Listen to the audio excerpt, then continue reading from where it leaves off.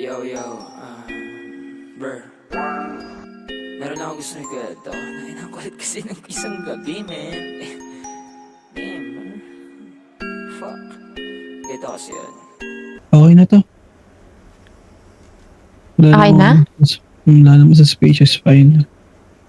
Wala naman, okay. Ito Nakachamba yung lang. register. Isang gabi, nasa tabi ako ng bahay at nagsisinde. Pre matindi, may dumaang isang binibini. Humihikbi, napatingin siya bigla sa'kin, sabay lumapit at napapangiti. Sabi ko, hey, ano ang meron? Sabi niya, gusto niya daw bumili. Sabi ko, ha? Bumili nang di ko alam ang tinutukoy mo. Sagot niya, hey, ano ba yan? Pagit naman ako ng hawak mo. Mata singkit, namumula. Bakit ba siya sa'kin natatawa? At tinapik niya ko sa'king balikat, sabay sabing tamang hinala ka na. Tapos bumanat na ang ganda niyan. Tanong ko lang, naka-FG ka ba? Ako naman di ko siya masagot, sapagkat nilalaman ako ng kaba. Nasa isipan ko, sino ka ba? Puta, di nga kita kilala. At may biglang binulong siya sa akin. Iyaw ko, tos wag ka mag-alala.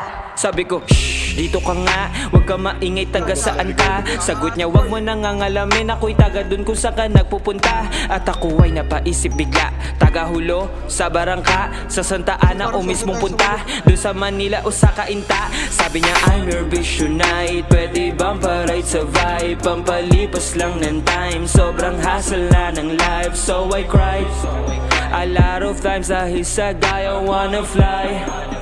Ako na maghihimay, okay.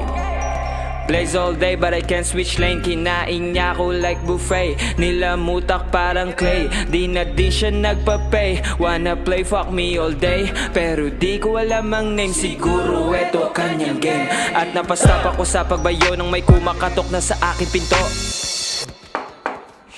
Napatingin ako sa kanyang labi, nakangiti, tanginang to.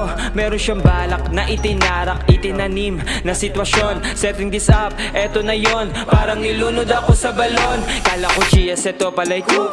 Open ang door at meron ng silu. Pagbukas ko ako ay napalo. Sa kanyang eyes na sobrang matilo. Napatayo siya galing sa aking bed, sabay hinimas niya ang aking head. Tanong sa kanya ng popo, ano? Meron bang stash? Madami bang bread? Napatingin din siya sa aking brief, habang binigas niya negative chief. Binulungan niya ako ng saglit, sa susunod huwag ka na makulit.